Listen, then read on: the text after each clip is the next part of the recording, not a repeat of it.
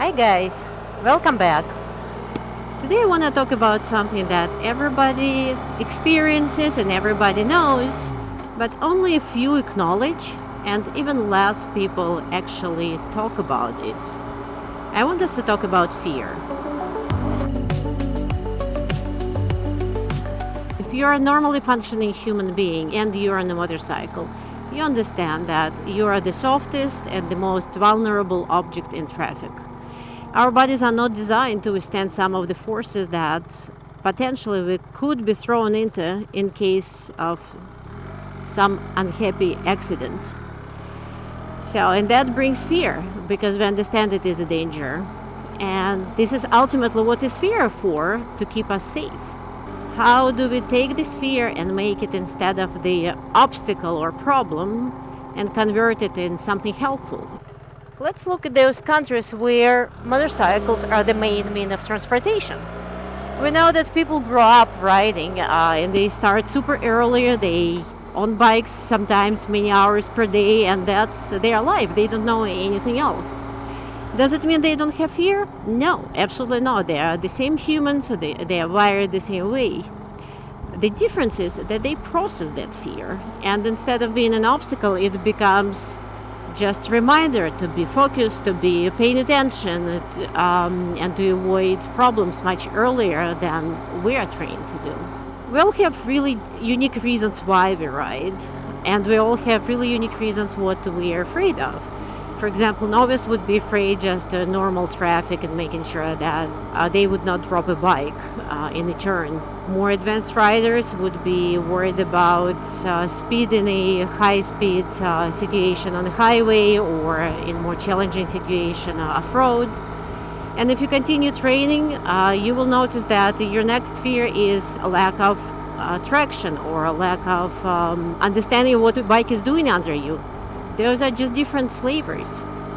I had my own share of all of the fears, starting from taking my first bike in US F800 on the regular traffic and worrying that I would drop it, to just recently happen to be on this 1300 GS on a really technical single trail, and everything in between. For regular people like you and me, for regular mortals, we have to face it on our own. But we don't have to be alone, because there is nothing new. There are well-known techniques that work, and I want to share those with you today. So the first thing might appear too obvious, but I have to say it. The easiest way to decrease stress and fear is practice. The more you practice, the more you internalize everything you need to ride the bike. And for novices, when you're still worried about where is clutch, where is brake, where is front brake, where is shifter, I understand you're spending so much energy thinking about it. But as you do it again and again and again, you learn not even think about it gradually. The more you ride, the more you get used to it, and you get in more situations, and suddenly you can say, oh, I've been in this situation before. No need to worry about it. So one of the key components in practice is to make sure that you gradually increase the complexity of what you expose yourself to. For example, it was always my dream to take my heavy 1250 on challenging off-road sections and successfully overcome them. But I knew that it would not be possible.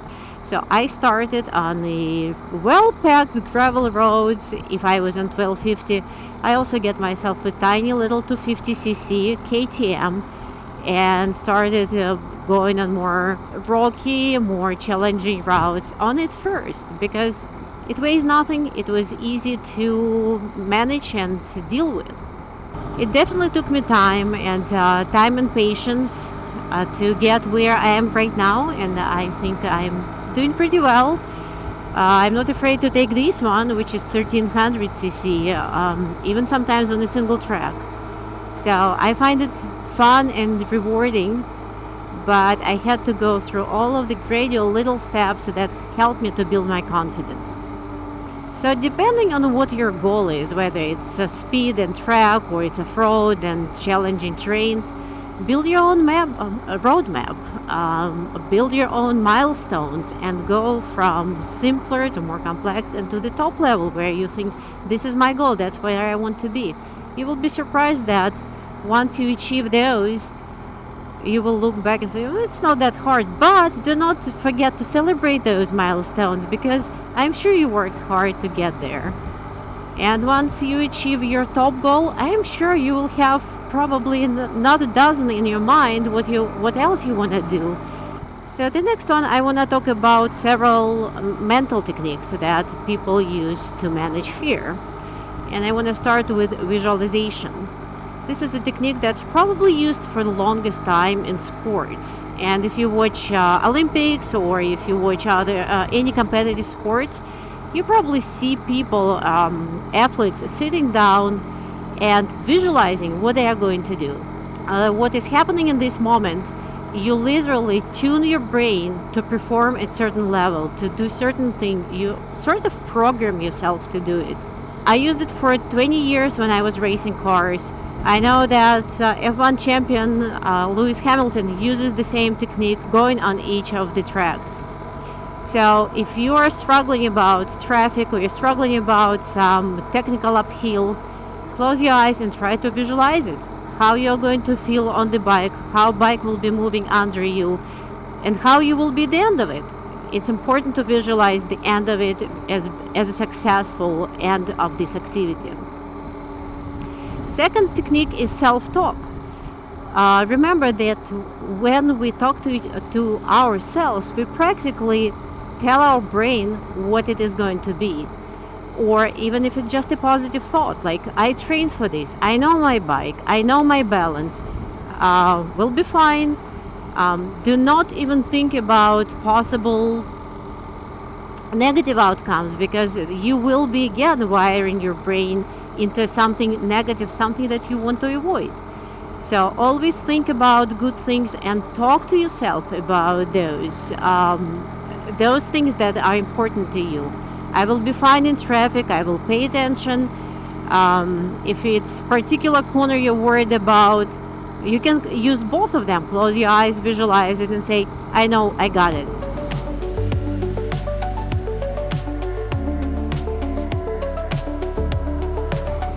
Next technique that you can use, and is shown to be successfully used for thousands of years, is meditation. I understand this is not for everybody, but in case you tried everything and nothing works, consider reading and trying meditations. There are hundreds of different techniques. I would be the first one to say, for years I stayed away from it, but bike pushed me to this limit. And I found one of the techniques that provides with 15-minute meditations in the morning and in the evening. And it was really helpful. So do your own research, find whatever works for you, but remember, this is one of the tools that you could also use to manage your fear. Next one, maybe unexpected, is singing. Those guys who ride with me and with whom I share my intercom conversations, they sometimes actually hear me singing. What it does, it regulates your breathing, because you have to inhale to sing, and it takes away your mind from what obstacles you have ahead of you and puts into remembering words for the song. So this means that you have to function more on autopilot, relax, and actually, instead of stressing out about the obstacles ahead of you, you're having more fun. So to a degree, I want to say, guys, I apologize for all of my singing, but in the end, it's really helpful. And the last technique is breathing. This is probably one of the most ancient techniques that people know and use again for millennium, because breathing fundamentally regulates all of our body functions. Again, like with meditation, there are hundreds of different techniques. You find yours that works for you. I use the one which is really simple. It's inhale at 4, Hold your breath for 7, exhale for 8. Inhale at 4, hold your breath for 7, exhale for 8. Simple, easy, do it 5-7 times. You will notice significant decrease and in your how your body is acting in the moment of extreme anxiety or fear. If you're just coming back to riding because after years of not being on a bike, or you're just a novice and just have general worries and anxiety about riding, consider riding with friends. Because, I find it really interesting that people frequently choose to go riding alone. Like, this is a solo activity. I don't agree with that, but that's my personal opinion. I think you can do more when you're with friends, because ultimately good friends will have you back. You can push yourself more when you're with friends. So if you're on the technical terrain, you might attempt a little bit more challenging trails. If you're on the track and again you're with friends, you can share your concerns, share what you're working on, and again, I'm confident that you would achieve more because you have more support there. Besides, being with friends is always fun, and sharing adventure together, it's such pleasure. Friends will always help you when you need help. I will never forget when I was just pulling out of my driveway when I just got my 1250, and I was so worried about dropping a bike because we have a little bit of a dip in the surface right before turning on the street. I knew I'm shorty. I knew the bike was super tall for me. I also knew that I don't have balance or understanding where the balance is on this bike. So I asked my husband to come over and stand behind the bike and just hold the tail of it, so that if I need it, he would hold it from falling and I would be able to pull up in the traffic safely. And he did, and I really appreciate that. So it's important to understand your limitations, but I think it's way more important to work toward eliminating those. One more aspect that I want to emphasize for fighting fear is being in a good physical shape. Just either stretching or light workout before you get on the bike is fantastic. It's really helpful sort of to tune your body that this is what we are going to do today. But I want to emphasize for those that are vertically challenged or like short like me, or for people who ride heavier bikes like this one, we have to work out hard, because if you want to handle this bike in a challenging situation, you have to be ready for this. So if you didn't do it yet, make sure to hit the gym or get some equipment in your home, in your apartment, and really start working on these. This is not a joke, this is must have, because adventure riding is one of the most physically challenging sports. And you cannot take this light. I cannot emphasize this enough, how important it is to be in a good shape.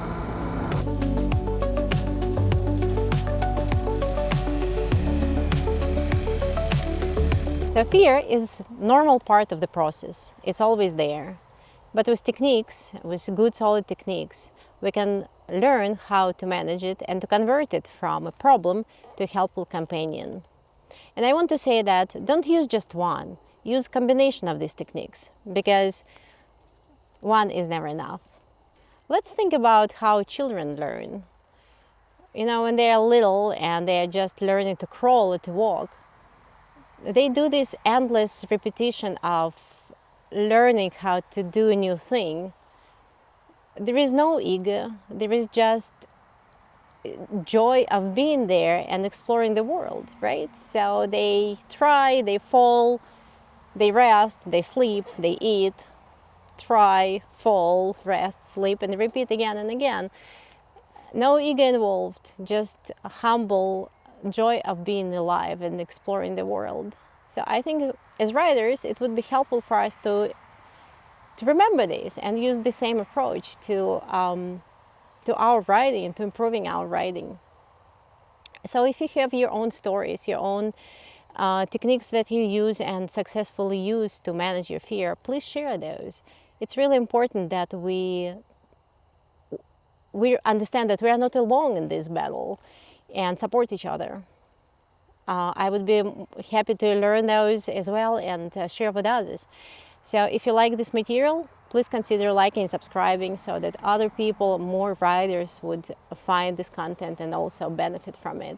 Because ultimately, it's such joy to be on two wheels. It's such a therapeutic machine, right? So like and subscribe, and thank you for watching.